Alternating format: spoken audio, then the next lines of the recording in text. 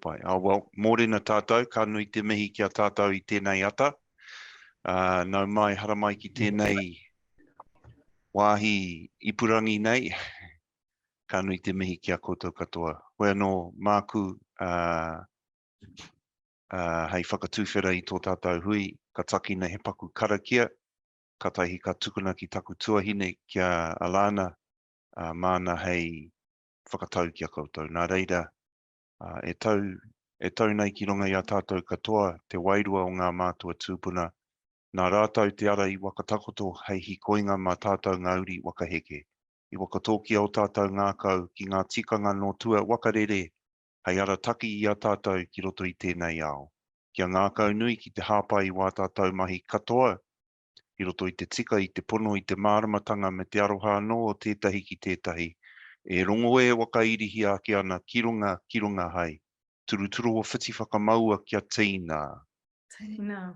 Haumi e hui e tā iki e. Okay. Kia ora tātou.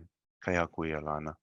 Tēnā koe e te tungane mo te tuwhera o te hui nei I runga I te haumare e. I te tuatahi ka tika ki te mihi ki ngā kaihanga o te ao. Tēnā koutou katoa. Kua kore hoki e kore mātou I kitea mena kaore koutou I hanga tēnei ao. Tēnā koutou I o tātou tini mate, kua whiturangitia ki te korowai o ranginui. Haere, haere, haere. Ko rātou kia rātou, ko tātou kia tātou. Tēnā rā tātou. Ki ngā haukainga, ki ngā ahika, ki ngā maunga, ki ngā awa, ki ngā moana, ki tēnā o tātou I hui mai nei rā, tēnā koutou. Kia Holden, rātou ko Manpreet, ko Sarah, ko te kai whakahaere I mua I te scenes, tēnā koutou e homa. Ko waio, ko au te tahi uri o te Hikutu ki roto I te wharetapu o Ngāpuhi me Pākehā, ko Alana Alexander tō oku ingoa, he kaimahi au ki te whare Wānanga o Otago. Ki te taha o te tungani rā, ko Nathan Kenny no te Ātiawa no Tahu no Pākehā, ko māua te kaiwhakahari o te hui nei. Me tika te mihi ki ngā kaikōrero o te rā nei, nā te mea nā koutou te mātauranga te whakaaro, mā koutou te mātauranga te whakaaro e hora ki a tātou katoa, nā reira kei te mihi. Ki ngā hunga whakarongo, tēnā koutou, no mai haere mai, tēnā koutou I te whai wā ki te haere mai ki tēnei hui. He tino pai ki te whakarongo, ki te whakaaro o pānaki te kaupapa nei, ko eDNA. Nā te mea, tera pēr he huhua pai, he huhua mōrere ki Ngāi Māori. He pai ki te timatanga te whakaaro o pānaki tēnei mahi. E hare te mea ko tēnei te mutunga o tērā kōrero, he kākano noi hione, he timata ki te āta tipuaki te rako, ki te whakaaro o pānaki ngā mea ki mua.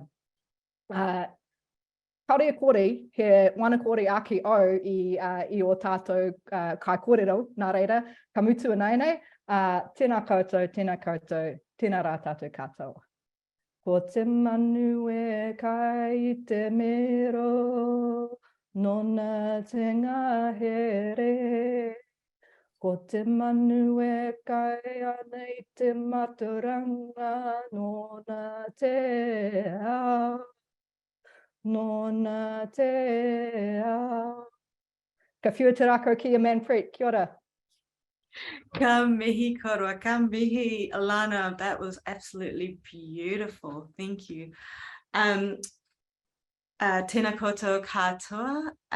Welcome everyone to the second Wānanga of the National Science Challenge Project. Te hoinga ira take o te Aotearoa. The central goal of this project is to help build a te tiriti compliant, te tiriti guided repository for DNA barcode sequences for all of Aotearoa species, excluding humans, no humans allowed. While Holden and myself are co-leads of the project, what I wanted to just very quickly do, and I will share my screen, is to spotlight the huge amount of effort that has gone into, one moment, let me share my screen, to develop the initial thinking of this mahi.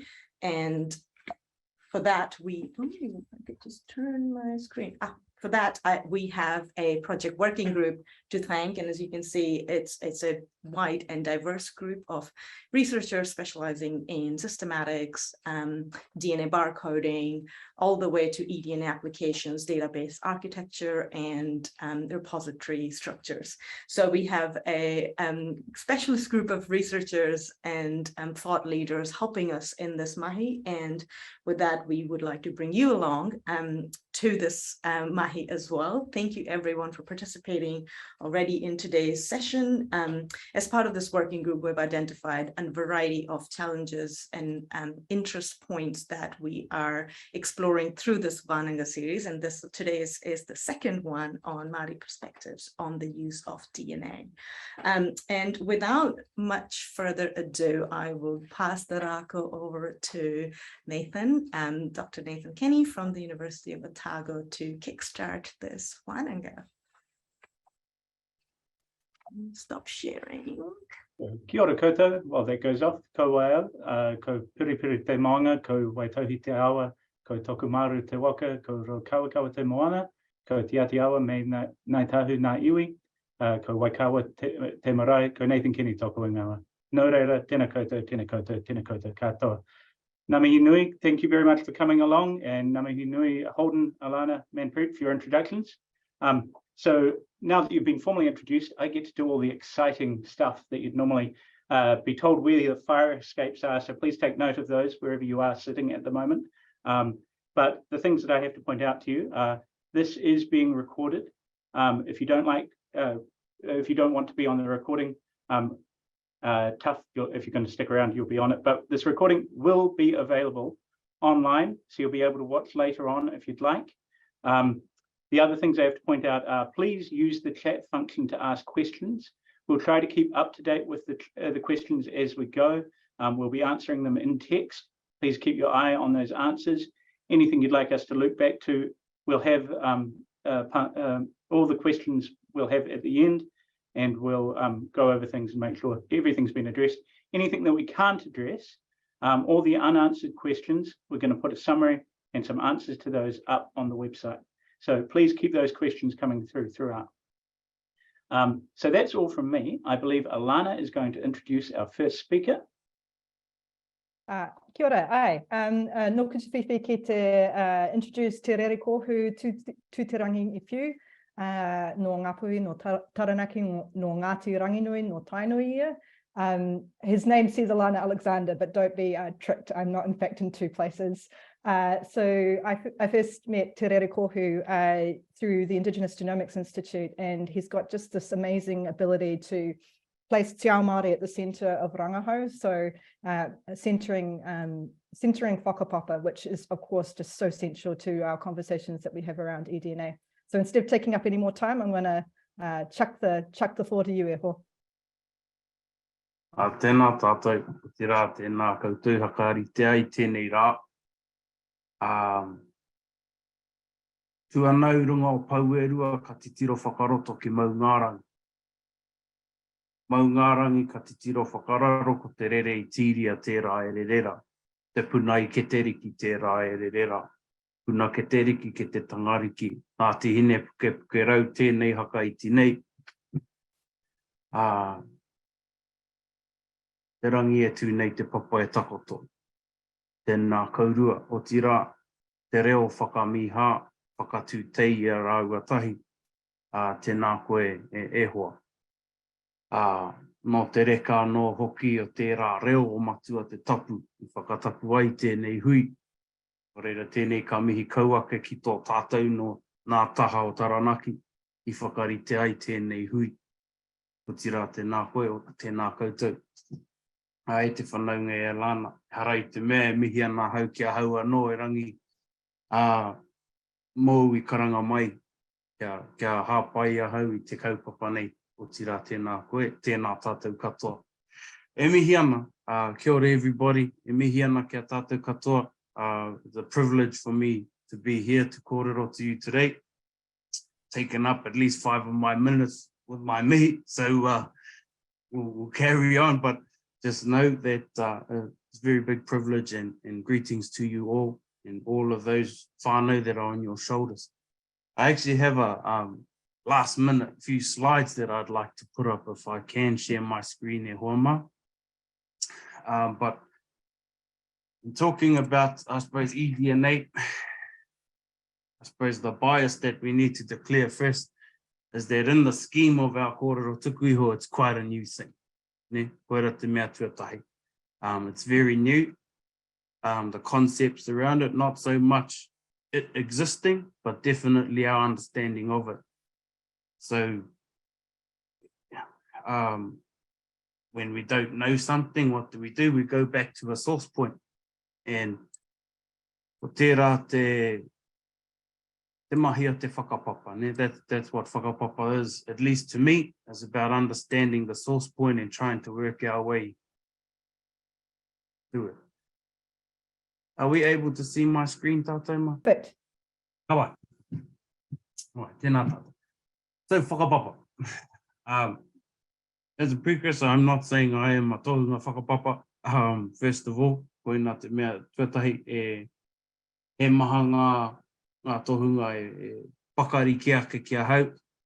But what I know so far and what I've applied into my mahi at Cawthron, in our kahui aio team, as well as my mahi in general, this is sort of how I approach it, especially to understand the interface between where our whakaaro Māori whakapapa is from and where science can meet it. So when we look at whakapapa, there's a few key themes here. The overall concept, ne ka whakapapa mai te rangi ki te whenua. And what I know of this whakaaro is that, well, in the kōrero that I was told, there have been a few people that have sort of guided me in this, all from te taitoke rau. I heke mai te whakapapa pērā no te heke o te wai. Ne? So it follows the same logic as water. So as whakapapa flows, continues to flow, and it follows the gradient, and then it cycles. So the first concept that we look at is around, it's the order of descension from primary source points. It also acknowledges progressive evolution, because we have to remember that things take time to exist, they take time to live. So whakapapa is also a way of progressing time, recording time, and showing evolution through time. In common terms, we associate it with genealogical things, family trees and those sorts of things, genetics, because those are the relevant things of the time. We also look at understanding whakapapa from, I suppose these are also more common contexts of resilience, variation, and even vulnerabilities based on whakapapa lines, whakapapa lineage. Not too different from what you see in different industries today, not too different from what you see in breeding, different breeding industries today. So it really does come down to understanding the holistic nature of complete whakapapa lines. Ne? But in a nutshell, koera ngā āhua te whaka. So taking all of those different contexts without them fighting each other, trying to find a way where they work together to create a picture of what whakapapa actually is. And I'd like us to just focus on a few key kupu. Ne? I wanted to check a few terms out and build a bit of vocab. Also might be able to, I suppose, give some tautoko to some of these kupu. They're not hidden kupu, they're quite well known, but one of the kōrero that I remember hearing from Uncle Eri Mahena, talked about iwi. Iwi is more commonly known today as a large grouping of people, ne? but that's not necessarily the original context of that word. The original context of that word, as per our kōrero and taitokero, is iwi refers to the genetic material in your toto. So iwi, as people, are those who share the same genetic material or the linking genetic material within their toto. So Alana and I, and those who come from Te Taitokero in the chat, we are the same iwi because we share the same iwi as our tupuna did. Ne? And through progression of contexts and mahi with krauna and settlements, that's changed its original context. However, it's an important word when we start to look at what we're talking about today in eDNA. Ne? So kōiwi is often referred to as the skeletal structure, ne? Or the genetic material within the skeletal structure. Our kōiwi, as we know, some of the richest sources of our iwi exist in the kōiwi. Ne? And just to get more context around these from our worldview, I suppose, before we apply science kaupapa to it. Ne? Iwi, kōiwi, another one is hapu. Hapu, commonly referred to as sub-tribe, but hapu talks about coming from the same womb, ne? Or being reared from the same womb, or the same rohe, or the same ahika. Whānau, that's a bit self-explanatory, we'll get to that in a minute. Toto. Toto refers to blood, but toto actually is a doing word. Ne? It refers to the way that your ngākau pulls and circulates your blood around your tinana. So the toto actually is the motion that your blood travels.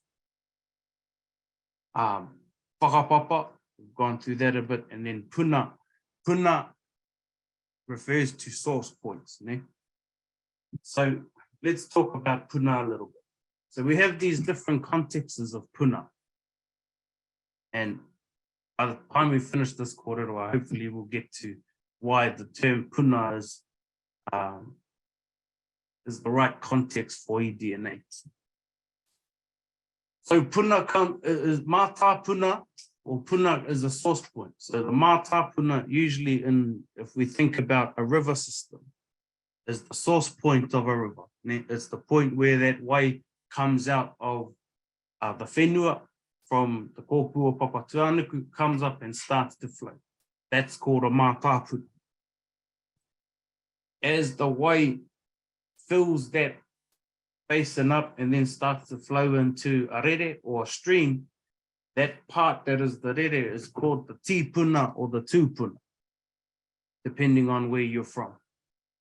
And as you start to flow downstream, you see that there are other small pools, ebbs and flows that are a mirror image of your mātāpuna. That is a mokopuna. So these contexts are the reason why we use these terms in terms of our whānau. Your mātāpuna, or usually referred to your source tupuna, your tīpuna, your tupuna, your ancestors, or your grandparents maybe, and then your mokopuna. They are the puna that you create that are reflection of yourself, or you are the reflection, the reflective puna of your ancestors. Papai? This concept doesn't just refer to, doesn't just depend on and rely on the human concept. Ne? It applies to everything. So it applies to all things that have a whakapapa. Ngā rākau, ngā manu, ngā ika, ngā mea katoa, ngā ngaru. All of the things in our taia share these same concepts, and therefore my belief, and this is my own whakaro, is that us uri tangata in particular, but also our tuakana, we're the metaphor. We are the metaphor for these things. I refer to these things as atua, wā atua, ne? They are the actual natural processes that occur. For example, our wai, a tīmata te mātāpuna, ka rere ki te moana, nā ka piki ki te kapua, ki te rangi, ka rere anō, ka heke te ua, ka rere anō te wai. And our existence in our whakapapa is a reflection of that process. Ka whai? When you get to this concept, and this is very well known, sort of whakaro, you have a waka, usually have a tupuna on there, and this is the way most people think about it, ne? But I like to think about it this way. Ahai, I te mea. The tupuna actually comes first, ne? The tupuna is what creates the whānau. Tupuna goes away, finds whenua, has a whānau. Creates a whānau. That whānau attracts other people, then becomes bigger whānau. They occupy space, time, and they become a hapu. And then that hapu gets bigger and bigger. Then they create that same event. So you have multiple hapus. And then the iwi is the term used essentially to represent everyone within that collective, including the timescale differences. Ne? And so as we look at perhaps different types of whakapapa, we can see that that same ahua is actually just reflected in all of the ways that our tupuna recorded whakapapa. Koenei te whakapapa o ngā toka, ne, tētahi. He mea kimi no roto I ngā puka puka o te whare Wānanga. Rangi, hine tūpari maunga tāne mahuta talks about, as we go through these reanga, talks about the different interfaces where the substrate and tāne meet to create fertile spaces. Apai? Parawhenua mea, the wāhanga of this whakapapa that I know is parawhenua mea. Parawhenua mea is the way that is exuded by our whenua, through the ngahere, that creates hine rautangi. Hine rautangi flows into the moana. That rautangi creates fertility in the moana, which is the kai that our mātaitai have. Ne? Another one here, we're looking at whakapapa o ngā pūtai. He rangi nui, whakatuanuku, kaputaku koko. Now, to my knowledge, koko refers to the matter that's flowing within the wai. Ne? So I've sort of, in my rangahau, at this stage, I'm coining it like plantonic matter. Koko, ka noho, kia te rōpū wai, ka heke ki ngā kuku. So you have plantonic matter, te rōpū wai, where you have an interface of the pooling of water. Ne? So you have another word for that is the wai tānoni, or moana tānoni, where the fresh water and the salt water connect to each other. And they create that interface, which, according to our tupuna in certain cases, was the settlement of where Kutai established its kind and became. He mea no hoki tēnā, tēnei, this is from Alston Best, Ngāpuhi Alston Best.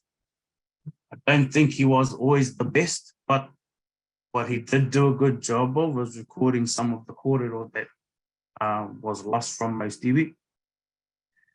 He mea hoki anō tēnei, just explaining and expressing a different heke to kutai from kiwa hine moana. And as we go through, we actually go through the ecological time scale how these kūtai come to be. Ne? So, he mea tēnā, he whakaaro mā tātou. Also, just one thing I did want to leave us with as well is this concept of tuakana teina. Tuakana teina being the relationship between the older siblings and the younger siblings. In a whakapapa context and in a taiao context, it has a different contextual meaning compared to what we understand in older brother, younger brother, kind of first right to have a kai kind of thing.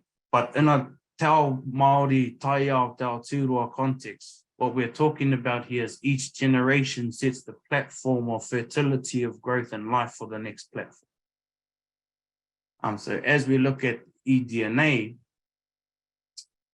there is a point in which tangata's resilience and tangata's capability is dependent on everything else having its time and progress and creating mauri or life-giving substance. Ne? So the sequence of our taiao actually is the sequence of our teinata. And when we look at things like riparian planting or environmental restoration, we need to take that into account. Ne? So, ka waihua hau pia ki reira, kia pātai o ngā pātai, perhaps. Tēnā koe e wā. Miharo au ki au kōrero. Miharo. Kia ora, te rere kohu. That was absolutely amazing and really brings home how central this whakapapa is to what we're talking about in eDNA and everything we'll be talking on as we go forward. I'd like to be a little bit rude though. Everyone, please put your pātai into the chat. Te rere kohu. If you have the chance to answer them as we go forward, that'd be great. But we'll be having a pātai right at the end. We'll get everyone together and everyone can do that all in one kit and caboodle. But who I'd like to introduce next is Phil Wilcox, Associate Professor Phil Wilcox from the University of Otago. Now, Phil has been working for many years in selection of radiata pines and micro-assisted selection, genetic tools for all sorts of different things. But in recent years, he's made a marked contribution to the New Zealand research landscape in terms of bringing up fantastic frameworks for best practice and doing all kinds of research. And if you haven't got a copy of He Mātaira or things like this document here, you might want to go out and get your hands on one and have a read. And we're very lucky to have Phil along to talk to us today about some of his perspectives on eDNA and what we might be doing going forward in this space. So kia ora, Phil. Kia ora, Nathan. O tēnā tātou, ko te tuatahi. Tēnei tāku mihi ki ngā kaikōrero hei whakaputa whakaaro kei mua a tātou. Nō reira, ko te kohu tēnā koe, koutou ko Holden, ko Alana, ko Nathan, ko Manfred hoki, tēnā koutou. Inga kaimahi, kai rangahau ko tāmai nei ki ko nei mo tēnei kōrero, tēnā koutou. Ko wai au, ko tōku pepe a tēnei tātataha tōku māma, nā nguhaka, maumu kai te maunga, nā nguhaka te awa, tāki timu te waka, kahungunu te whare tūpuna, ngā te kahungunu, runga mai waihangi tāitanga, maha ki ngā te raka wāka, ngā iwi, ngā tapatu, te whare lau ka tāhinga, ngā te raka atoa, ngā hapu, ko au he ahurangi tu ārua, I te whare Wānanga o Otago, I te tari Pākehā me tātauraka, as well as the bioethics department. So you've probably had a look at my mahi here. Started in this interface, working in the interface between gene technologies, and I'm trained PhD level, PhD from North Carolina State University. Finished that in 1995, and since 2001 I've been working at this interface between Māori communities and genetic technologies and technologists, including development of various guidelines and bits and pieces of mahi that we now teach at the university here in Dunedin. Also, I've worked with Māori people in various initiatives over the years, and I co-lead a couple of projects which I'll talk about as exemplars of where we're implementing Māori control over genomic resources derived from iwi Māori, from tangata Māori. And so I'll talk about that in a minute.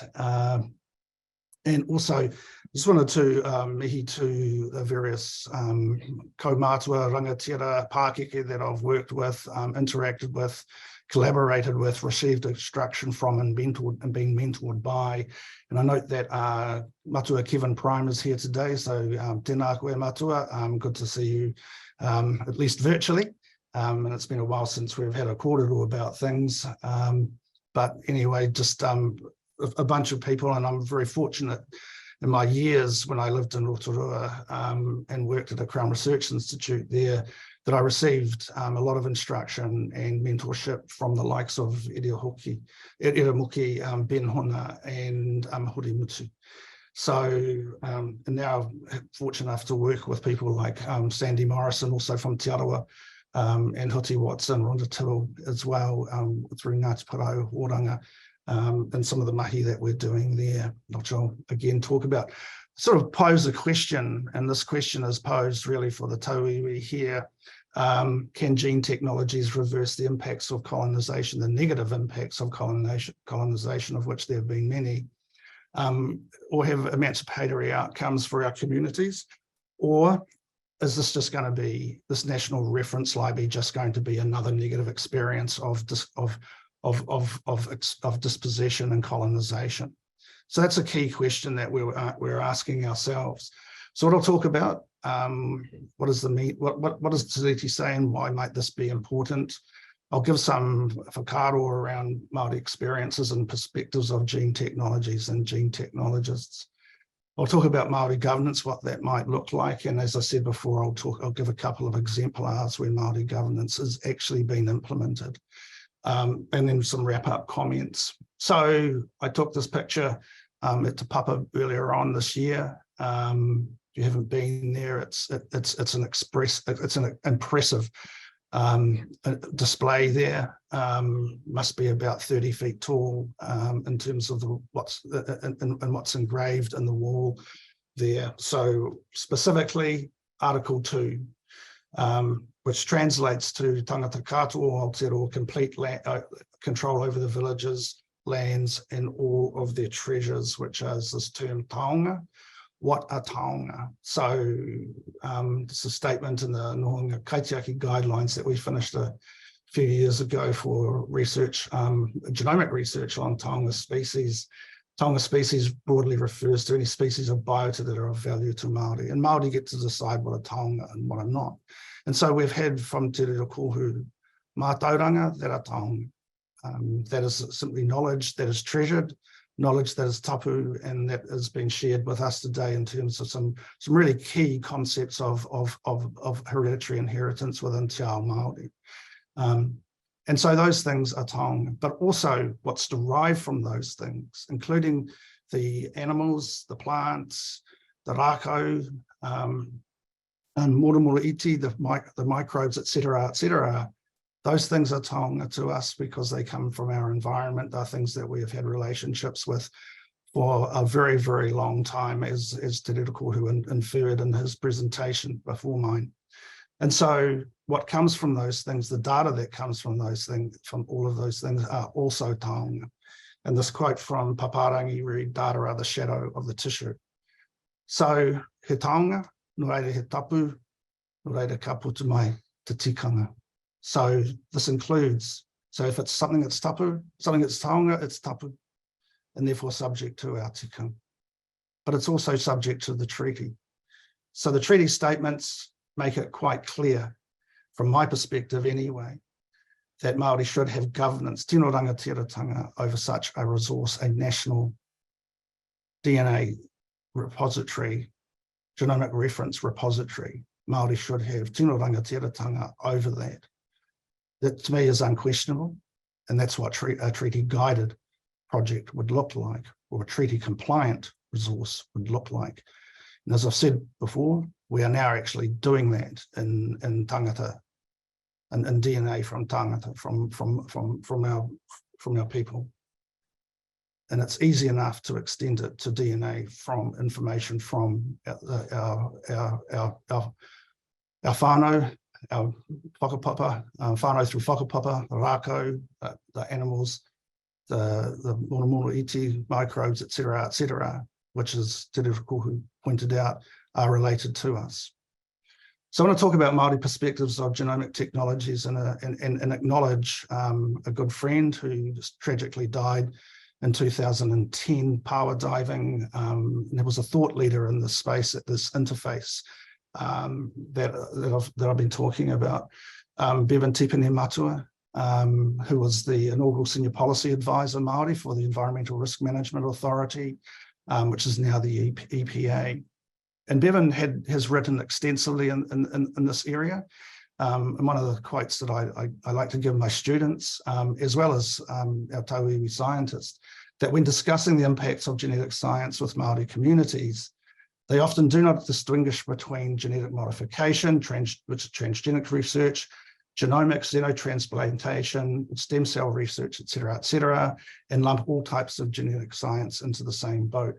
Despite the obvious differences in ethical issues and in terms of application as well, I might add, between these novel gene technologies, there are overlaps in terms of the impacts on Māori. So there's a whole host of negative experiences of gene technologies and gene technologists that Māori can report. I've listed most of the major ones here. The warrior gene saga from 2006, I'm sure most of us are aware of, and if you're not, it's a worthwhile read up about how not to go about doing this work. Kai Tahu took the Royal Commission on Genetic Modification to court to make sure that different iwi perspectives were heard, not some generic Māori perspective. A GE Kia Ngāti Wairere saga, which still really is continuing to this very day, and the Matatua Declaration, as well as the Treaty of the Y262 Treaty of Waitangi litigation, which covered the appropriation of genetic resources and the unwanted imposition of gene technologies, which up until recently was ignored for probably about 15 years. By central government. There have been various Māori commentaries about gene technologies, including this rather interestingly named paper by the late Moana Jackson, The Mysterious Ethics of Singing Sheep and Feet Pointing Backwards. And there's a whole host of perspectives in this symposium, or this record of a symposium, Pacific Genes and Life Patterns, which talks about Pacific Indigenous experiences in regard to gene technologies and similar science endeavours. There's no single view to summarise, but the views that were expressed during this era were predominantly negative. Many of the applications were inconsistent with Māori values. And then one quote from one of these references from I think Meta Roberts' work on South Island, Māori perceptions of biotechnology is just another negative colonisation tool. There's been a lack of input or control over the applications, which impinge on sovereignty rights. And I've been at a hui when someone basically stated, is this something that's being done to us, not with us? And there's no clear benefits for Māori communities. It's economic drivers. They've been the primary reason for a lot of these technologies and economic drivers in our key primary sectors and subsectors. So collectively, implementation of gene technology widely criticised by many Māori commentators. And those experiences, those negative experiences, unfortunately parallel and add to a rather lengthy list of negative colonisation experiences of Indigenous peoples throughout westernised nations, the loss of land, people's lives through disease, the loss of culture, the displacement of education and legal systems, and the loss of language are all things that virtually every colonised peoples in the westernised world have experienced to one degree or another. And it's usually to a significant degree, including in this country. If it wasn't, we wouldn't have the Treaty of Waitangi litigation and claims process. A more recent piece of work that was anchored by Sandy Morrison out of the University of Waikato showed that there are still a range, though, of Māori perspectives towards gene technologies, such as genetic modification and gene editing. Now, this particular slide here shows that slightly more Māori were strongly opposed. A lot more Māori were so-called leaning supportive. But what does leaning supportive mean? It means we'll support it on a case-by-case basis. And there was only a reasonably small proportion of Māori who were actually strongly supportive of genetic modification and gene editing technologies. But as you can see from the slide here, that level of support differs depending upon the application. But of course, there are some applications such as human medical treatments, as well as restoring native species and modifying plants to resist pests and pathogens that seem to be more favoured. There are some positive experiences in terms of Māori communities and how they engage with researchers. I've listed a few here. The Te Aroha Trust Board back in 1999 supported a field trial application by the then Forest Research Institute. Now, that wasn't a support for the technology, it was a GE field trial application, but it was support for the actual field trial itself, on the basis that the predominant view was that this may be important for our people. And in places and spaces where these technologies are important for our people and can be applied, they inevitably are being applied. And eDNA is probably the area where most where Māori communities have used these genomic technologies most to the greatest extent, primarily through the Waitūwhero Te Tahu program. I just want to acknowledge the folks at EPA for getting that off the ground. And we talked about data sovereignty at a hui online last week. And EPA and Wilder Lab, their partner, in terms of the eDNA science delivery partner, have changed their agreements to acknowledge Indigenous data sovereignty principles and a need for tino rangatiratanga over data. What might Māori governance over such a resource look like? So I'm part of a group of people that runs the summer internship of Indigenous Peoples in Genomics. That's the SING acronym. Just mihi to Violet Walker, who's going to talk after me, as well as a number of SING interns, Essie Van Zulen, Nicole Heidewa, whose names I've seen on the participant list here today, tēnā kōrua. They are SING interns, and so we've trained over 100 Māori now in genomic technologies, and including the ethical issues from a taha Māori set of perspectives. So this is a 1 week long internship. Earlier on this year, we held the 2023 version. There was a te kārere item about it back in February.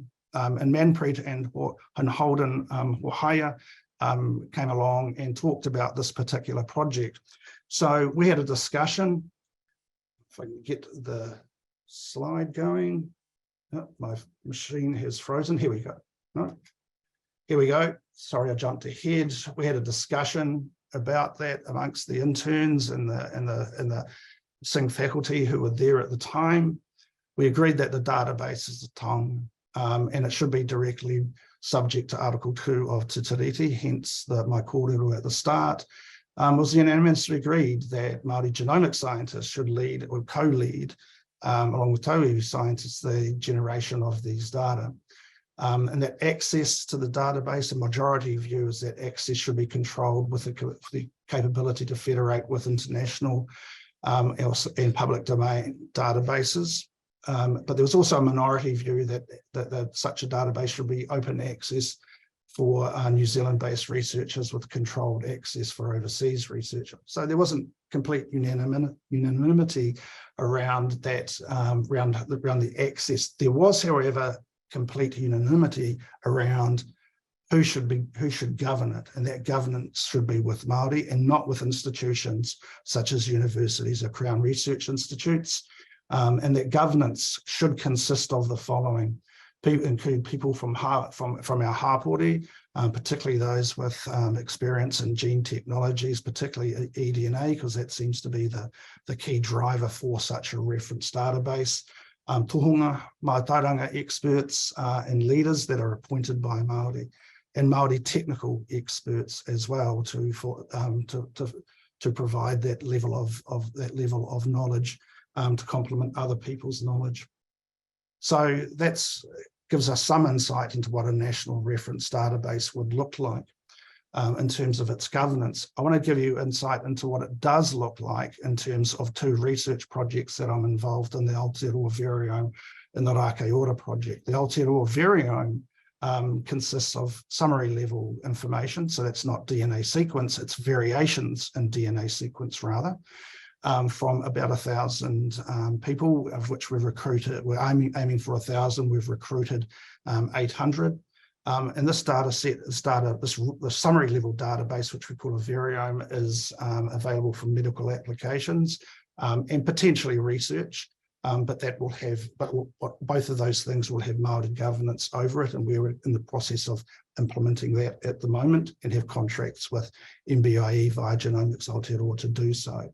And the second project that I'll talk about is the Kaikōrero project, which we've just finished the alpha version of a platform that implements Māori control over information, health information from Māori participants, and health information including their DNA, as well as their particular health status, and that information is enclosed within a so-called walled garden, where both the computations with the data or on the data, as well as the storage of the data occur in the same platform, and that platform is being developed in partnership with Nessie. I noticed that Nick Jones, I think, is here today. Just shout out to Nick with his awesome team who have helped us with that. So the Variome project, as I said, it's cataloguing sequence variants. The project study design was informed by our tikanga-based guidelines, so primarily Tamata Era, but also Aroturuki, as well as He Tangata Keitua. We established a Māori leadership grupu that was led by Te Ururoa Flavel, who was our inaugural chair. And that leadership grupu will be transforming to a governance grupu. And as I said before, these are contracted outcomes with MBIE. The participants in the study, of which we've got about 800, we're on track to recruit over 1,000, will own their own sequence information. There'll be Māori governance over the summary level information. And the tools that implement that governance have been developed in collaboration with the Canadian Indigenous co-led Silent Genomes project. And that project is, and the Aotearoa Variome project, are documented in these two resources here. It was a paper co-authored by Nadine Caron, who's Indigenous Canadian, and myself, around Indigenous genomic databases, pragmatic considerations, cultural context. And there's a blog that I wrote, actually it was written by Claire from Genomics Aotearoa, communications director from Genomics Aotearoa, Indigenous Genomics 2 case studies. So one thing I want to point out here is that it is not a dichotomy to have Indigenous control and Indigenous co-leadership, but not have something that's cutting edge scientifically. In fact, this is cutting edge scientifically. And so here's some text from the Morris Wilton Centre Māori Engagement Strategy that I actually wrote. And basically it's about the Aotearoa Variome project. The study design and project conduct was informed by Māori researchers, as well as culture-informed guidelines. Utilises mātauranga Māori, such as iwi and waka affiliations, as an indicator of diversity. This approach to study design, data collection, data sovereignty and conduct has been recognised internationally and is now highly regarded. And I give examples of that. We are now collaborating, not exchanging data, but exchanging knowledge and understanding with a group that is leading the Human Pangenome Consortium DNA sequencing efforts. Another group that's led by Daniel MacArthur, who was part of the NOMAD initiative, and NOMAD was a database of human genome sequence variants that are clinically relevant. His statements at a conference I went to in Sydney was that the Variome project is an exemplar of best practice, and his team seeks to emulate what we are achieving in this country. And they in Australia are not sequencing Māori in their project because they believe that we are doing a better job of it. And in turn, we will be making the database, the Variome initiative, I should say, the Variome resource available to Australian clinicians so that our whānau in Australia can get the treatments that they need. So the underpinning value here is whanaungatanga. And then, of course, the collaborations with the silent genomes team. And on a personal note, I get more overseas invites to talk about this stuff than I ever got to talk about with the forestry stuff that I spent 20 years in a leadership position in terms of the science around radiata pine genomics. So much for the Variome project. What about the Kaikōrero project? As I mentioned before, we're combining data from various health information as well as DNA sequence information, including pharmacogenomically relevant information, and developing this platform that integrates all of those things in two different healthcare contexts: the primary care, and our partner in primary care is Wānanga, and the tertiary healthcare setting is located in Waitemata District Health Board, or what was the District Health Board, and so it has different forms of governance over the different Māori governance over the different study arms.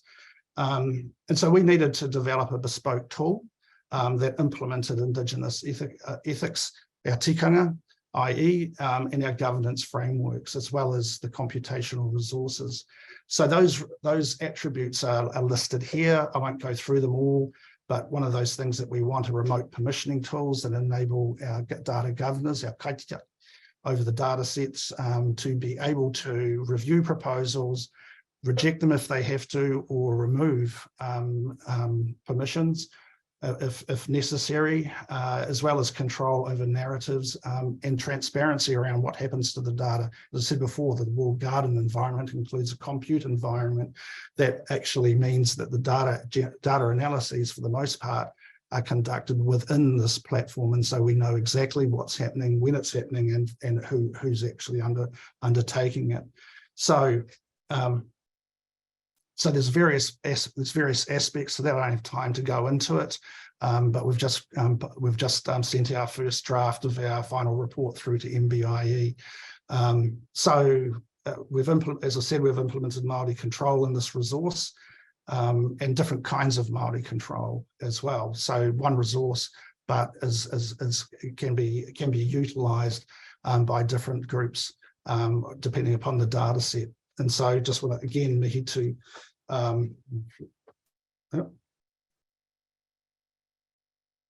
just to the Kaikōrero team, including the folks at NESI. I want to remind people too about something that maybe not too many people are aware of. We are actually being watched. What's going on in this space. This guy here has been in touch with me, as well as a few other people working in this interface space. It has been noticed by international historians. Matt Mitsuda, one of his interests, the Pacific histories, is already published in this space. And I think what his view is that what's going on here is history making. So we have to think about, what do we want our individual legacies to be? When we think about treaty claims, they're historical treaty claims for historical breaches, and they require research to be undertaken. Nowadays, people are documenting stuff in real time, including him. So again, what do we want our legacy to look like? What do we want it to be? I also want to share some personal experiences. and observations as well, and then draw relevance to that from a bigger picture point of view. What I note in the environmental and ecological genomic space is a lot of bad actors, and a higher proportion of what I consider to be bad actors than in health, GE, and gene editing space. And I've worked in all four of those spaces. What I've seen is most people, perpetually ignore the tikanga frameworks that have been developed over the years. Instead, they're prioritising their professional goals over Māori rights and interests. False allyship and white fragility is common. People making decisions about things Māori without consulting. And examples of that is this practice of catastrophizing things to say, well, we need these resources right now because the species might die or whatever. That, from my perspective, is a very limited rationale. And then poor behavior, and then being on the receiving end of multiple poor behaviours towards Māori, as well as other minorities. And I know there are some of these people here today as well, who've shared their experiences with me. So this came out yesterday or last night, I think. It's a rehash of a document written by Tara McAllister, 50 reasons why there are no Māori in your science department. And on a personal note, what I have experienced in regard to criticisms that I've made of a certain genomics pan-institutional genomics entity was the director of that entity, as well as the chair of its board, going to my seniors at the university to try and close me down. That is controlling us, containing me, limiting me, and trying to discipline me. Well, it's failed miserably, I must say to them. But the key point here is this: I'm not the only one who receives this sort of behaviour. And why is that relevant? We have a huge presence in our primary sector, over $70 billion asset base, $10 billion per year revenue, of which a lot of that revenue goes into the hands of non-Māori entities. We need the right and resources to build upon that so that we can deliver for our people as well as for the people of this country. And you're not going to do that by closing the Māoris down, because if we do put stuff out in the public domain before it gets an opportunity to be utilised by our whānau, by our hapu, by our hapori, and by our businesses, then it's a loss to the country, not just for Māori. And Māori entities are increasingly getting involved. So I just want to finish with a list of other issues that I haven't talked about today, but I think that they are things that we do need to talk about at some point in time, and that is the role of mātauranga Māori. What constitutes appropriate use and control? What are the mechanisms by which these things are achieved? We have implemented that, I think, reasonably effectively in the Aotearoa Very Own project, Indigenous data sovereignty, and I understand there's another seminar series coming up on that. What are the applications of the database? What does international access look like? And how do we define those things? And that is, from my perspective, the key point of difference, which is utilisation of tikanga-informed guidelines, of which there are plenty. We need to have a timed conversation, and there needs to be a lot more Māori voices in there. And Māori need to decide who's speaking on behalf of Māori. Not having that decided by non-Māori. And there's a reluctance by central government and politicians to implement the treaty. And we know that. We've seen it plenty of times. The government is continually breaching. But in any event, what I want people to just go away from my kōrero here today with are the following messages.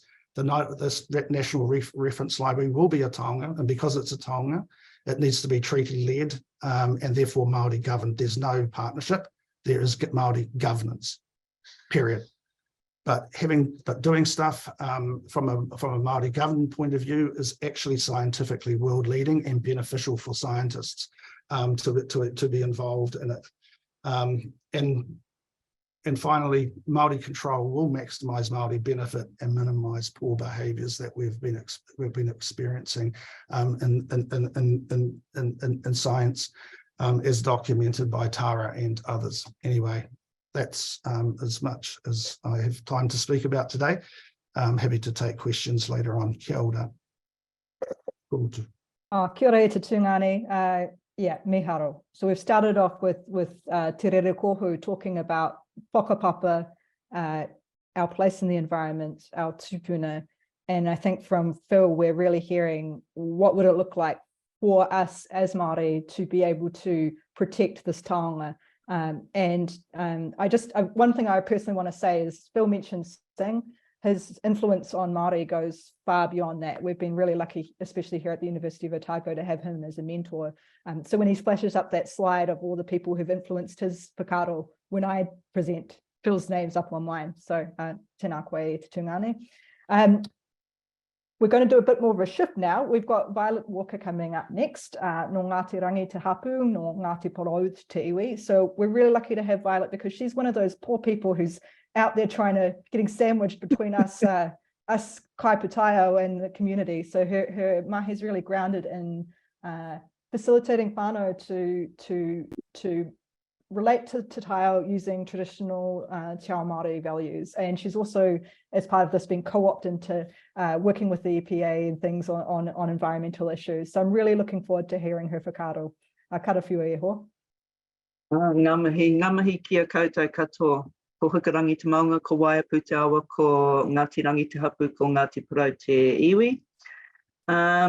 Yeah, so I have been with the Sing program since 2016, I think, Phil. And so I play a bit of a educator role, ko-mātua, more often than not ride shotgun, and my mouth tends to shoot off before my brain engages. When I get rubbed the wrong way or when Phil and Maui throw me in a space. And by the time my brain catches up with my mouth, I find I was correct anyway, so that's all good. I've been with the Environmental Protection Authority for about 15 years plus. I'm part of the Te Herenga Rōpū, which is a group of Māori national practitioners right across Aotearoa.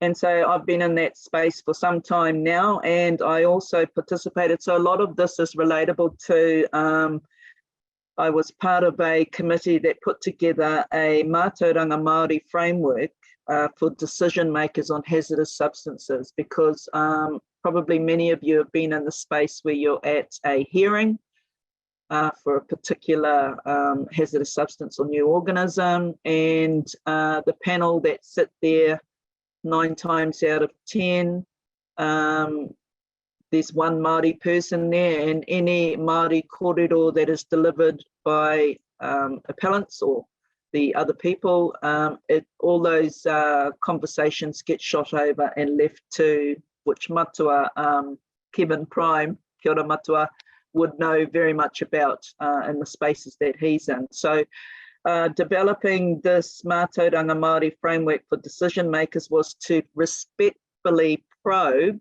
and help the decision makers probe the mātauranga from the people that are delivering mātauranga at these hearings in a culturally sensitive manner. At the moment, I am a national program coordinator for the science programs in the School of Undergrads with Te Whare Wānanga o Awanuiarangi. I've been there on and off since 2011. Did 2011 to 2016, stepped away for a couple of years and then was called back to run a program which is Te Aka Pūtaiao, which is a level 5 program, and the Bachelor of Environmental Studies, which is, we're in year 2 of that program at the moment. I just want to acknowledge the 2 previous speakers. Thank you, Phil. I haven't got the flash slides. I've actually grabbed one or two of Phil's slides to speak to today. But I also love your kōrero, Te Rere Kohu, in regards to your whakapapa, etc. So I remember Nuki, my father-in-law, he would always say, whakapapa te tangata tātai te whenua. So I could sit and listen to your kōrero all day. I also want to acknowledge again Matua Kevin Prime that's on. I also saw in one of the earlier slides Sean Ogilvie, known him for some time, and I was getting text messages for the link from our Sing members, Phil. Yeah, so I think quite a few of them have jumped on as well.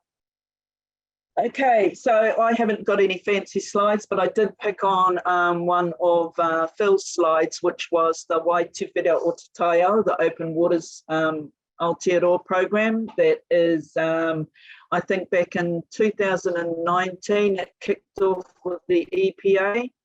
And unfortunately, then we moved into the lockdowns of COVID. So I am not an expert on the eDNA, but as Te Rere Kohu had mentioned as well, it is relatively new, these spaces for Māori, even though they've been there for a very, very long time.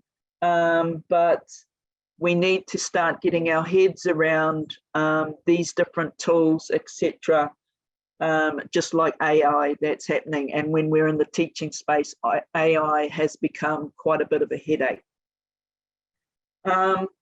The program, like I said, it kicked off around 2019. What the EPA did before that was they did some consultation around, because at the forefront of Māori's minds were, what has been already discussed, is where does the data go, where is it held, etc. And they didn't want anything being processed or sent offshore. So therefore, when the Wilder Labs come on board, everything is done in Aotearoa, New Zealand. Nothing is sent offshore. So for Māori, and I will put up in the link in the chat box later, the link to the EPA for not only the Mātauranga Māori framework, but also the Waituwhera o Te Taio program, because there are so many community projects. They've got a big list of community that have taken this on board. And by community, I'm talking about our Māori people as well. So something for us to consider is that, and for Māori, I think there was a few questions in there. How do we do this as Māori tangata whenua? At the forefront of Māori thinking all the time, which aligns with what Phil and Te Rere Kohu were talking about, was Māori rights and interests. So data generated on the taio by Māori entities and hapu can be considered a taonga, which Phil was already discussing. And data generated on Te Taio, mana whenua, have rights and interests. Data generated on taonga species reveals a whakapapa, and mana whenua have the rights and interests. So samples are taonga, data are also taonga, and that is something that, like I said, Māori, it's always there for Māori, but it's not necessarily considered or regarded by others. I think in the chat also it was around designing how do we Māori keep things safe. Before you start using any or looking into any DNA or eDNA, you really need the buy-in and those conversations with your wider whānau hapu iwi, because elephant in the room, we've all been in spaces where 20 of us Māori are saying this and one is saying that. So you need to come together and flesh out all those things, all the tikanga behind why you would like to use the eDNA. In particular, that's what I'm talking about today, is the eDNA. So yes, eDNA does show species that may have, you may not as hapu Māori known were there and existed. The benefits to that though is it doesn't actually pinpoint where they are in that particular body of water.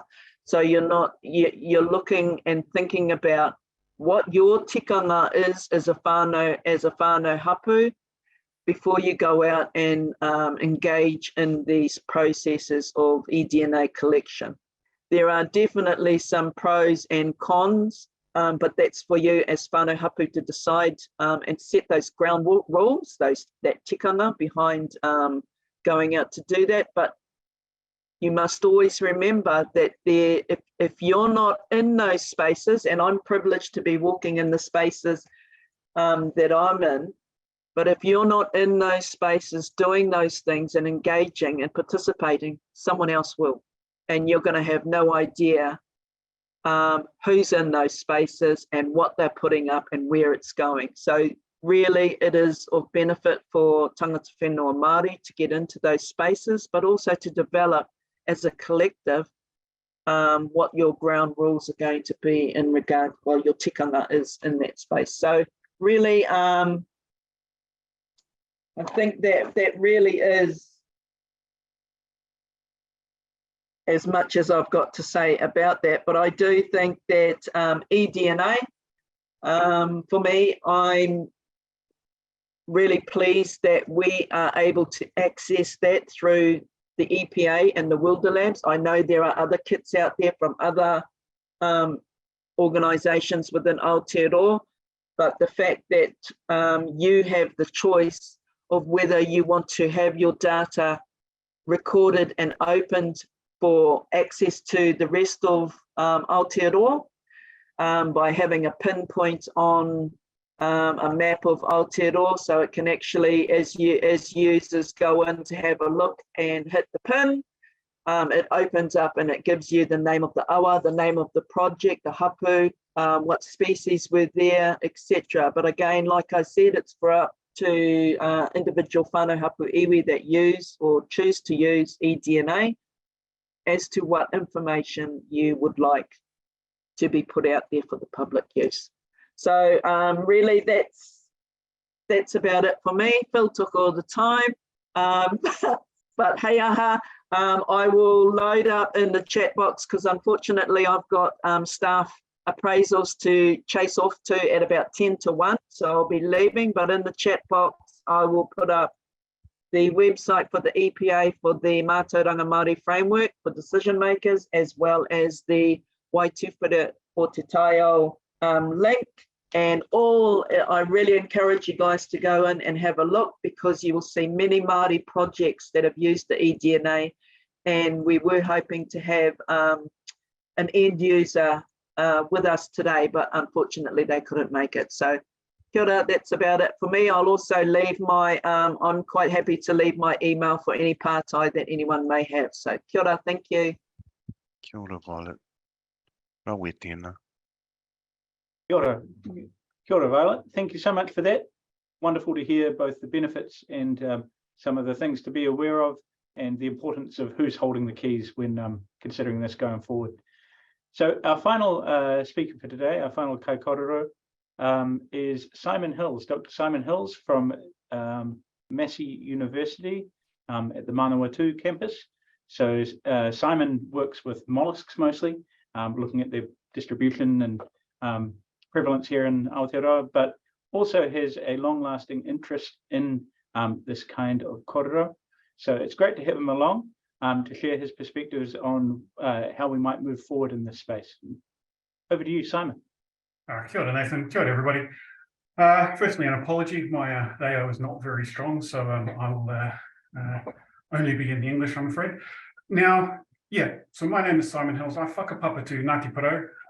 So I was born in Tarawhiti, but have spent mostly growing up out of the Rahi, so largely in the kind of Pākehā context, and having done my various studies in sort of genetics, evolutionary biology, I find myself as one of the few Māori scientists operating in the space. Now, as an evolutionary biologist, what I am generally interested in is understanding the whakapapa, the evolutionary history of New Zealand species, and as Nathan pointed out, my main interest is in snails and shellfish, both in the sea and on the land.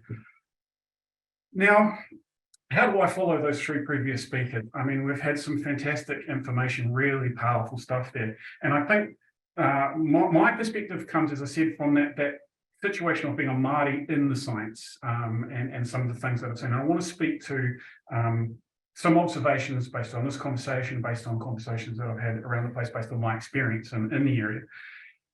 And I think the first thing to think about is I'll probably start and finish on this point really, is that it's time now, I think, to slow down a little bit and have a really, really good conversation, particularly with Māori, about what this looks like, what a national reference database looks like, because it is a massively important opportunity where we can be doing something that is globally ground setting in terms of an Indigenous science interface. I mean, this was a huge amount of conversation around Te Ara Paerangi, for those who are familiar with that. The thinking of the science system that has recently been had was centered around that topic. And here is an opportunity where that can be applied really well if we can maybe take a step back and start having a much more important conversation around how that looks like from that interface, or that partnership between Te Ao Māori and the science system. So just to think about some numbers, I'm thinking about some clarification and communication. What I've heard is that I think there possibly needs to be a little bit of clarity around that communication. I'm hearing this conversation about a national reference database. There's a lot of discussion about eDNA. What we have to remember is that the national reference database would be a core tool, which, a core reference, which the tool that is eDNA research or eDNA studies can utilize. These two things are overlapping but very different. But that national reference database could be really important for much, much more than eDNA. And so the thinking about how that thing is created, how that thing is governed, is much more important than just one tool. eDNA is a really huge potential tool, but there are many others. A lot of the work that I would do would either be contributing genomic or genetic information to that database, and I would be overjoyed for such a database to exist, where I know that there is that Māori oversight, that Māori governance of it, but also as a user of some of that information for things that are not necessarily asking the same kind of questions that an eDNA study might. I'm interested in using that sort of data, particularly at genomic scale, for asking questions about what is the shape of the whakapapa of New Zealand biodiversity. Now, just thinking about that biodiversity, I had a look at some numbers this morning, and they go back a few years. We're talking about an estimated 80,000 native species. 55 of those are identified. 55,000 of those are identified, meaning that we know what they are. But only 30,000 of those are what we would call scientifically described and named and understood to be there. So most of our biodiversity is in the known unknowns or unknown unknowns category, which is why something like eDNA is so such a useful tool. We have such a limited knowledge of our biodiversity that that eDNA tool allows us to at least say something about what's not there, but it's also and hindered by our lack of understanding what is not there. So having a national database that collects that DNA information, all of those species, is massively powerful in this area. But it's really important to recognize that eDNA is just one tool that could use that database, and that the really clear thinking about what the database could do beyond just eDNA is really, really important right at the beginning in order to design something that's going to be fit for a much wider potential purpose. What else are we talking about here? So in the current situation, the data that we would generate would go to some kind of overseas database and is open to all. And I think what we have is a very interesting conversation. Why I talk about the idea of we need to maybe stop and slow down and have a bit of a more in-depth conversation between science and Māori in this space, is that we've kind of got overlapping but not entirely equal value systems going on here. From a science perspective, as a publicly funded scientist, my imperative is to make the data that I generate be available to other, both communities and other researchers, as communities can use that data and other researchers are able to then build on top of that, next advances and so on and so forth. But from a Māori perspective, and I think a couple of points to reflect on and to remember, this idea that some of you may have seen the definition around Mātauranga Māori being, the knowledge system that Māori ancestors brought from the Pacific and then was developed in the context of living in the Māori, Ātiawa environment. What that tells us is that Mātauranga Māori is inherently connected to the New Zealand biodiversity, and for that reason, New Zealand biodiversity is taonga, or one of the reasons New Zealand biodiversity is taonga, and that means all of the things that comprise that biodiversity are taonga. So we've immediately got a really strong Māori connection in that space. But of course, when we consider whakapapa and how fundamental whakapapa is to Māori identity, and that such a database represents, and I think other people have put it in this way, a description of the physical seat of whakapapa in terms of genealogy of all the species and potentially different populations. We're talking about something that is incredibly important from a Māori perspective, and the value system that sits around that is slightly different, potentially quite a bit different, depending on who you might talk to that value system that we're bringing to the table as scientists who are publicly funded with that imperative to get the data out there. And therefore, I think there's this really important conversation to be had at that interface of the science and Te Ao Māori in order to get the governance, the control, the utility of that database right really early on before too much development happens and it becomes harder to go back on. Now, I talked at the beginning about how this is potentially a globally important advance. And I think there are concerns from the scientific community that if there are controls related to Māori expectations around how that data is accessed, that this might form a impediment to the research. I don't necessarily, that could be the case in some cases. To some extent, I would argue that in most cases, I question whether or not the researchers would have been really considering any Indigenous interests or rights in the first place. But I think on the whole, having a well-constructed national database that has a really robust Māori governance system behind it will actually make for a system by which researchers have something they know how to engage with, have something that is clear how to engage with, and it will actually make it easier for the research sector, the science system, to engage with Māori in a meaningful and useful way. So I think there's an enormous opportunity in that space. However, as I sort of reflecting on how the science system in general operates is quite often when we get to that conversation with Māori, that Māori governance area, it is often not well resourced. So in the context of something like a national reference database, it has to be recognised that there is a really important context of Mātauranga Māori in there, of input from Mātauranga Māori, that Mātauranga Māori experts and Māori researchers in the area are likely to be key contributors intellectually to the thing. This needs to be resourced properly, resourced really, really well. I find on reflection, a lot of the science done in New Zealand, the consultation, the ongoing communication with Māori around it tends to be really poorly supported because we're so focused on getting the research outcomes completed that really the impact generation, the actual involving communities who should be involved in the research tends to be done reasonably poorly. So that has to be a really front of mind aspect, the resourcing, the Māori involvement, governance, contribution to such a database really must be thought about quite hard. What else have I got? I made a few notes and I think, now, the other thing to remember, I think, is that there are networks of Māori researchers in this space, and they may not necessarily be that visible. So it really is important to look out there for them. We've got Sing, for instance, that Phil talked about, who are really engaging with Māori communities, Māori students coming through. We've got Hapai, a burgeoning network of Māori researchers in the area. There are various community-led organisations, Indigenous Genomics Institute, for instance. So there are Māori operating in this space who could contribute really very usefully, I think, to the design, to the thinking, to how it then rolls out. I think I will probably end my thoughts at that point in time so that we've got a good amount of time for conversation afterwards. But I just want to reinforce that point. I think there's a real opportunity in a national reference database.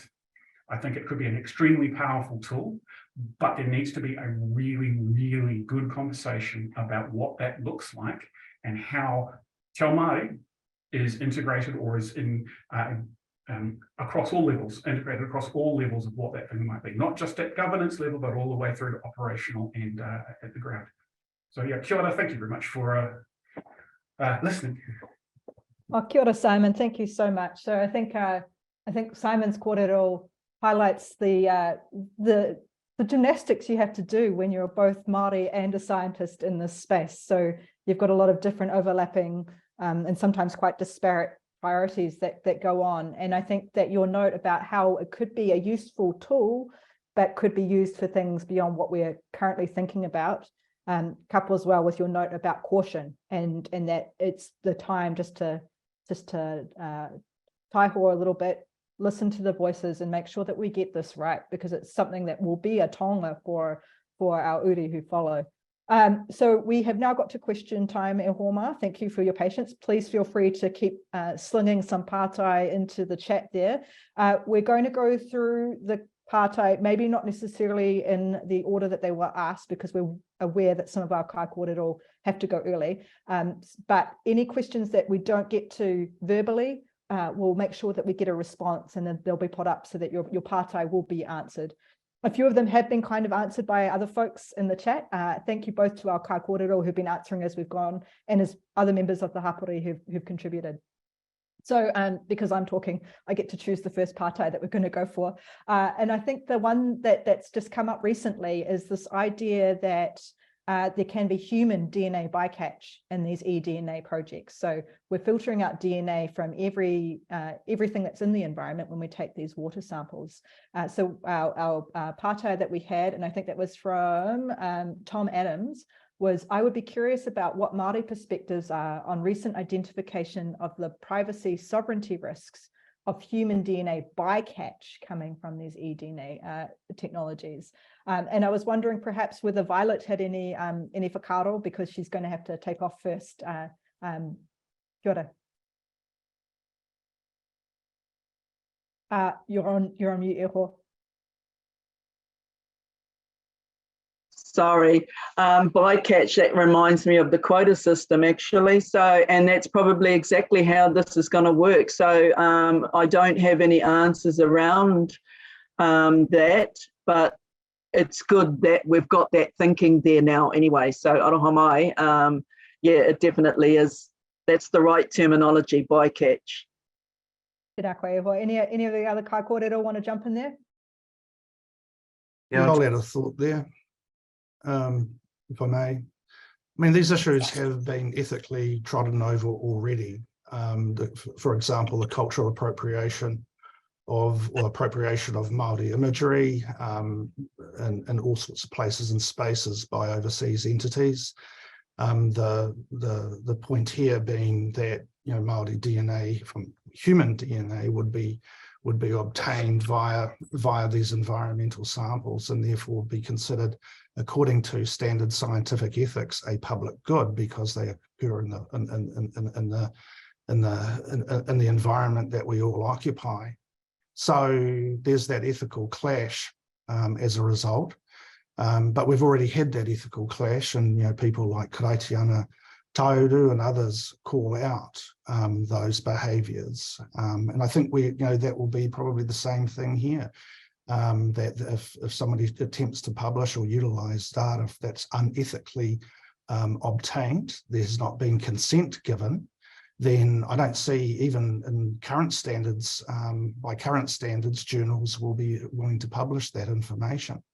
And on top of that, there will be these pressures around appropriation that I talked about in the public domain.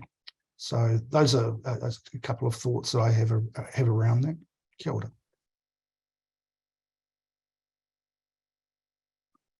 Simon? Just sort of might add a point there. I think there's a wider question to which that comes into, which is the in this case, it's you've picked up something that you weren't necessarily expecting, and in an eDNA experiment, that might be the case in a number of different contexts. And I think one of the really promising benefits that having a really well-governed national database might give us is an avenue for researchers to be able to come back to Māori to say, look, we've found this thing we didn't anticipate. We found Māori DNA, we found something. How then do we proceed? What is the appropriate way for us as researchers to then proceed with that? And I think that's one of the key things I see about something like this. If it's governed really well from a Māori perspective and Māori have trust in that, then it becomes an avenue by which researchers can engage in a much better way than might currently be the situation. All right, I'm throwing to Nathan to choose the next partai. Oh, kia ora. So this is going to start out as a small question for Phil, but then I'm going to open it up into a bigger question for everyone. So the question was from Gibran at PFR regarding the Very Own project. Is the DNA sequencing currently being done locally or abroad, both in the past and the future? And then I'd like to open it out to a wider panel to discuss the relative merits and importance of doing this sequencing here in Aotearoa. Well, kia ora, Gibran. It's a good question. The sequencing, the short read sequencing has been undertaken by Garvan in Sydney under contract. Now, the terms and conditions of the contract are such that Garvan has no rights. So once the data are generated, they return the data to us, and after a period of time, the data are their copies of the data are discarded. So the key that was a big change. At the time when we started the project, there was not a sequencing service provider on shore that could provide such a service at such a scale. So the issue being that in the past has been that trying to stop samples being sequenced overseas was a proxy for at least trying to maintain some treaty rights over data being generated. Now, there are other mechanisms to incorporate those treaty rights, and via standard contracting terms and conditions. And my previous work with the Crown Research Institute, we often got sequencing on the species that we were, typically it was radiata pine, but other species as well. We often got sequencing undertaken overseas. And conducted research in very much in a with terms and conditions where data confidentialities and data securities were paramount, and so it is here as well. So the only difference being the ethical context and within which such terms and conditions are negotiated around the generation of the data. So those treaty rights are maintained, the control is maintained, even though the samples are sequenced at the Garvan. And Garvan were keen to come on board with this, partly because they acknowledged that there are Māori living in Australia as well, which was interesting. It's a bigger discussion, around the ethics of that and around just how some of the the data generators, the sequencing service providers, are changing their ways of thinking. World Lab is as well. So we're in a changing time, and this is a changing space, and very interesting from an ethics perspective. But I think more importantly, it's increasingly empowering from a Māori community perspective. Kia ora. Kia ora, Phil. Are there any whakaaro from our wider panel? Kia ora, I'll just jump in here. I think Phil's covered off quite a bit, and he's probably more matatau than I am in that kaupapa. So to the second part around the benefits of it being of data being processed here, of eDNA being processed here, I think, especially considering, I think currently a lot of the spaces that are in our either CRIs, that are in our ministries, often, well, at least in the space and the localized spaces, can be capability that we return back to hapu. Often hapu are subjugated to the side in terms of their role in governance and in management and in operations of spaces. But actually, when we look at a hapu, there are maunga in the hapu, there are awa in the hapu, there are taonga in the hapu, there are iwi in the hapu, there are hapu and whānau in hapu. So being able to actually physically manage data sets across Aotearoa, I think it's a very good opportunity. And I think when moving forward and thinking about this thing, this concept in the Māori worldview, there's also the opportunity cost lost for hapu to have rangatiratanga over their data, but also to be the first to capitalize on their own information, because there's nothing worse than someone else having control of your stuff and you having to buy back your own mana just so you can use it again. Yeah, so that's what I would say in terms of that. It's very much a pro localized ahika context of managing data. Kia ora te rere kohu. That builds in really well to a few recent pātai that have come in. So apologies to people with early pātai. It's not that they're not awesome. It's just trying to go with the flow here. So there's been some questions about having iwi and hapu maintained databases. And then what it would look like to try and share that data between iwi, between hapu. I was wondering if any of our panel have some thoughts on that. Maybe you, te rere kohu, because you're there. How would you see sharing, Eho, happen when you've got, I don't know, neighbouring hapu who are like, we've got a shared interest in this awa maybe, and would like to share our data that we have? Well, I think whakapapa is a very good and existing framework, but it's also a system of sharing based on tangible connections, right? So that already happens. I think what needs to happen, especially to different contexts of data, like our larger scales of metadata that's out there, is that in order to, I suppose, tell Tahu, tell treaty, has to understand and get the head around how tell tangata whenua think, right? So the data actually has to be calibrated in context to Māori perspectives and to how whakapapa and te ao Māori works. That way, then the interchange or the connection is valuable. So especially if the origin and the source point or the mata puna of that information is back at the hapu, or is back at the mata or nahika, or those origin spaces where our tupuna first established. So I think there's a big importance around understanding that the data has to make sense in the Māori worldview, but that Māori worldview also connects in many ways and in many spaces, including the taia, right? People share resources, people share spaces, people share responsibilities, jobs.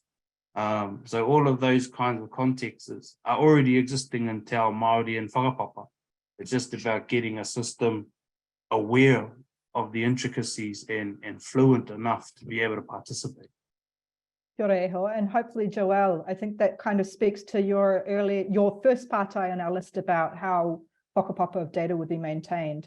It's difficult if it comes through the government with how slow they can be to modify categories for allowing metadata categories. But if it was coming more from a hapu side upwards, that might be the way that those nuances are maintained. I'm going to throw it over to Nathan now to pick the next pātai. Kia ora. I just want to say, Ave, I see you've got your hand up and I'll come back to you in just a jiffy. But I wanted to ask Violet a question before she ducks away, because I know she's only got about 5 minutes. Violet, I was wondering if you could talk to Liam's question about how might people get involved in this rangaho themselves if they wanted to, and whether you have any good examples of communities who've used this for their own benefit and might be able to use this database in their own way. Like I said, just before I duck off, I know Kia ora whai Glenys and Te Māori are on here. So Te Māori actually works with the Waituwhera o Te Taio EPA, that project there. So I will type in the link to get onto those programs. And I know just recently, Te Māori, correct me if I'm wrong, there was just a recent release of extra communities, hapu groups that were successful in being able to be supplied the testing kits through the EPA. So I'm not sure how often that happens, but I know that recently there was about 6 organisations or project groups that were successful in receiving the Wilderlab test kits to go out and conduct their projects in their particular rohe. I can't, in the slide that Phil had earlier on, it had quite a few of the groups listed there, but the web link that I'm going to put in the chat box, if you go in there, you'll see multitudes. There's probably over 100 projects that have taken place with this particular Waituwhera o Te Taiao project with the EPA. So that would probably be your first point of contact, is to get in touch with the Environmental Protection Authority. Kia ora, Viola. Thank you so much for that. So, Ave, did that answer your question that you had your hand up for, or did you have a question for us? If you'd like to jump on, we're more than willing to hear your question live. Oh, kia ora koutou. Ngā mihi atu ki te whānau runga I te kōrero. I just wanted to add that for the DNA, eDNA, we're doing a haukainga project, and one of the things that's really important for us is that the eDNA is not the primary source of information to inform our tiro, that it is very much a additional source, and we use it to otherwise complement our kōrero tuku iho that we already have established. So in terms of our project, mātauranga Māori is what leads our mahi, and specific to our hapu or our whānau. And then we've used the eDNA as a process to further extend understandings of our taiao. And so what I want to say is that we're really quite clear about who owns our information, and it's only our hapu and our haukainga. And that was something that we insisted and investigated quite thoroughly before we even thought about this as an option to be able to deepen our understanding of the taiao and our haukainga. So, you know, it's really interesting to hear the different perspectives that are being shared, particularly when it relates to Māori, whereby there are very few Māori voices I'm hearing. I've heard a few, but you know, the haukainga, the people at the grassroots who are doing this mahi, it's quite a different conversation that is often taking place at a very high level, which is often very politically motivated and responded. So for me, I'm quite interested to hear what other haukainga practitioners or kai tiro might be experiencing. This is a new forum for me, so it's very new. But I've appreciated listening to the different conversations, but certainly around the information, we have maintained that our information will be explicitly held for our hapu, our haukainga. It will not be shared, it won't be stored, and those were all the things we investigated before we even thought about this as an option. So kia ora koutou. Well, I totally support that kōrero, Ave. Yeah. Tēnā koe, Ave. That was brilliant. I think what this says is that we should be having another session where we have haukainga come in and talk about their actual lived experiences of implementing eDNA and what they're doing to keep their data and their communities safe. So you'll be first on our list, dear Hor. This is the problem with speaking up in these forums, is you rise up to our our notice. And yeah, we had a few people lined up who at this point in their use of eDNA didn't quite feel comfortable disclosing that to a public audience just yet. So we did try and reach out to a few folks, but hopefully now that the conversation is getting out there, we might be able to get a few more people to come in. I think we've got a time for a few more questions before we get Holden to close us off with the karakia. So one that's a little bit more of maybe a bit left field, but we've got the Rongoa Māori Natural Therapies Act going through at the moment, and there's going to be these sort of potentially unintended effects on Rongoa Māori practitioners. And I was wondering if any of our panel can see some parallels to eDNA technologies and the sort of legislation that's going through, and how sometimes it's not designed in order to consider impacts on Māori practitioners. Feel free, anyone, to jump in. Just unmute yourselves, otherwise I'm going to nominate one of you. Haere Kohu, do you have any whakaaro on that?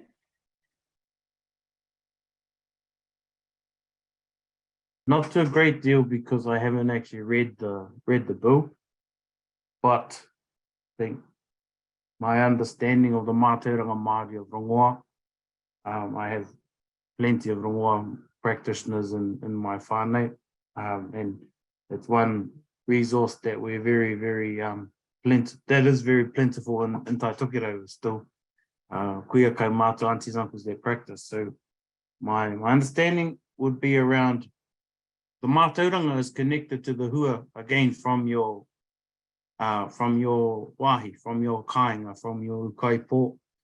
So the connection between the practice, the knowledge, and the thing itself as it grows in its te ao tūroa, one is most paramount, but two is maintained within the mana of that kāinga, and should be. I think that far too often in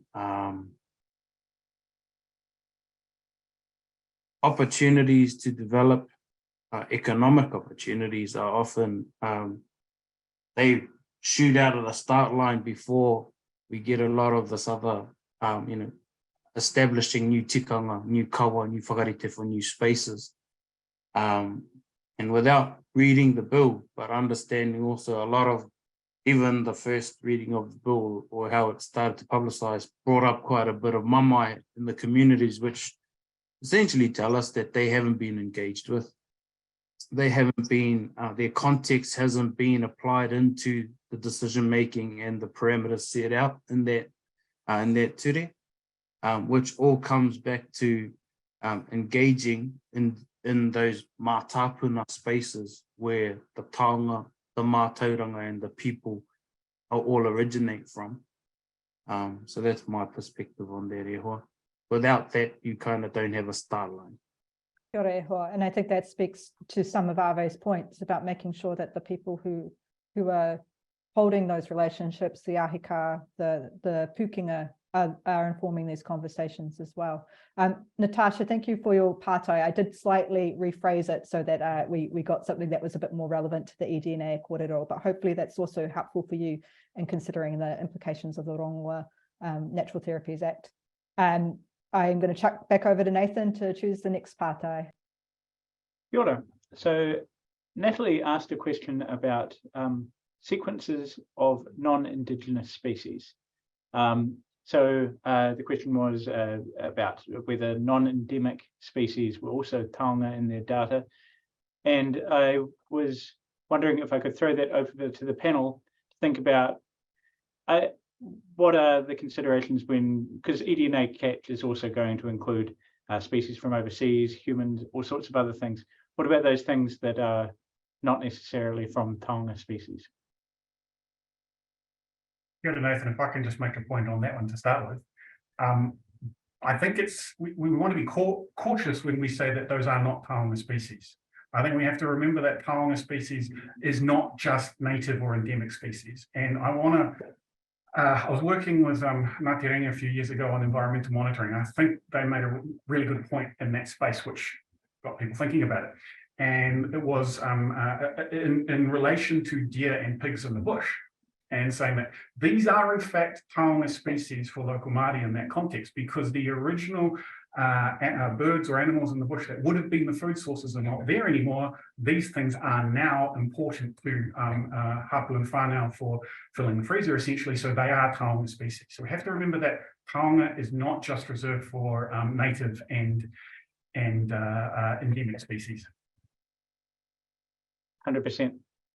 Are there any wider whakaaro on that? Yeah, I might, if I could. I know I'm not on the panel, but I can't help myself just to comment on that one too. Totally support what you're saying, Simon, too, because if it was collected or measured or sampled at place here in Aotearoa, then whānau hapua niwi are connected to it, whether it's endemic, indigenous, exotic, or any other kupu you want to put on it. If it was collected on our whenua, sampled on our whenua, e hononga kia tātou te Māori. Yeah. Koina noi ho. Yeah, I jump in as well. Yeah, tautoko na Ngāpuhi. What I would say is that you have a gradient, right, of taonga. And I think a lot of the contexts is we have to remember that there are different contexts. So taonga is what we use. The context is based in 1840, right? Different purpose. So understanding the context also gives you the concept of the taonga, because there's two arguments there. He kai, e rangi ko tērā taonga, e takahi ana I te mana o te ngahere hoki. So you have to sort of weigh up those different considerations. So how I would approach it is that it is a taonga ai. It may not be our taonga. So, but we still apply the same tikanga kawa e rite, right? It still has a Māori, it still has a mātāpuna, it still has whakapapa.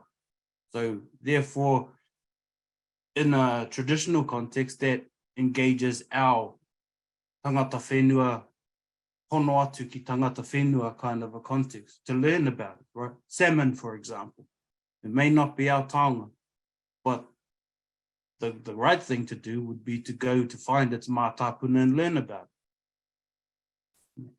What are the tikanga that its kaitiaki use? Sort of a treat, how you would wish it would be treated if it was you and the other way around kind of a thing. The same thing that I could sort of suggest if, for example, some people wanted to start creating nurseries of our rākau Māori overseas for them. You know, when we flip that around, they are still our taonga, so there's still a hono we have to those things, but that needs to be investigated and explored. But again, it all comes back from how well we have a kete of resources that are in our haukainga, that are in our hapu, at our marae level, in our practitioner levels, that give us that information. Otherwise, if it's too high level, everything is a high level decision. And the high-level decision never, to a great deal, can measure, quantify, qualify the individual mechanics of the actual action. Yeah, so hoi nā no tāku, kia ora. Kia ora. So thank you very much indeed for that. We might be coming to the end of our time for questions. Alana, have you got a quick one to finish us off? I'm just going to point out, Samuel Brown had a good comment here that there's probably going to be a little bit of a distinction between a reference database, which data that is collected by community groups can be compared to, and then the actual the community group data that is being collected. And as Ave touched on, there are different ways of keeping that safe. And in that respect, that kind of relates to a question that Kristen has put in here about how the scientist side of things, when you're publishing on eDNA, often the journals expect to be able to make sure that that data can be reproduced. Those analyses aren't just made up on an Excel spreadsheet. And what would it look like to share those data sets in the future? I'm going to be really cheeky as a non-speaker and just answer this to say there are existing New Zealand housed databases for genomic data, and it's not too much of a stretch, I think, to see how that could be extended to eDNA data sets. And as an editor on some of those international journals, we are increasingly, us Indigenous editors, pushing them to consider data sets and data storage that honours Indigenous data sovereignty, which will be a topic for a seminar in maybe 2 or 3 weeks' time. And I am going to, or 2 or 3 months, I don't know. I'm going to throw to Manpreet, who will have actual dates for you rather than my outlandish conjecture. 24th of July.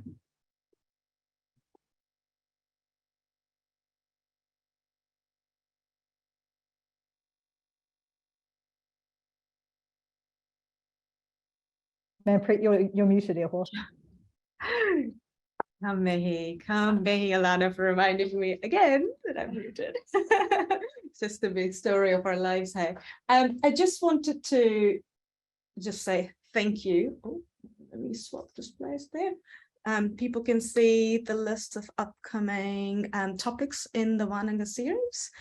We will be sending very shortly the exact date, time, and further details for the upcoming one in June, that usually we're trying to host them towards the end of the month, so people have plenty of warning and time to register. And with the interest that we're seeing, especially for today's kōrero, I think, Alana, we will have to find some time to perhaps outside of this particular schedule, find time to have another dedicated session around this. I think there is a lot of diversity of thoughts on this topic. There's diversity of opinions, and my job, and I guess Holden and my job here at this moment, is to create space for those discussions, to collect all those thoughts, to collect all those opinions, so we can incorporate a more balanced view into what we take forward. And so with that, I just wanted to say ka mihi to you all for coming today, for participating, for asking all the questions. A special thanks to all of our speakers. It's been fantastic hearing the breadth of knowledge, the breadth of mātauranga that you've brought to us today. And also thank you for our fantastic facilitators, Nathan and Alana. You guys have done a fantastic job and really pushed the standards for the next set of Wānanga upcomings. So yeah, with that, I would just like to invite Holden to close the session with a karakia, and ka mihi to you all. See you at the next one. Oh, kia ora, Manpreet. O tira, kia ora koutou katoa. Before I do close, I just do want to acknowledge all the speakers today and just say, you know, this is awesome kōrero, and it all needs to, you know, inform what advice we give back to the Crown around how this eDNA reference library is to be successful, to be Te Tiriti founded. So it's really beautiful kōrero. Really appreciate all the contribution, not only to the speakers, but to the those that asked questions and those that just sat and listened. Nā reira, tēnei te mihi atu kia koutou katoa. Koe anō, hei whakakapi I tō tātou hui, I tēnei rā, ka tiki nātu tētahi karakia. Nā reira, kia taunga manaakitanga te mea ngaro, ki runga ki tēnā o tātou. Kia māhea te hua mā kihi, kia toi te kupu, toi te mana, toi te aroha, toi te reo Māori, kia tūturu ka whakamaua, kia tīnā. Haumie, hui e, tāiki e. Kia ora tātou. Ka kite anō. See you on the 26th. Was that right, Manpreet? 26th? 26th? 26th. Ka pai, me kōrero tonu tātou. Oh.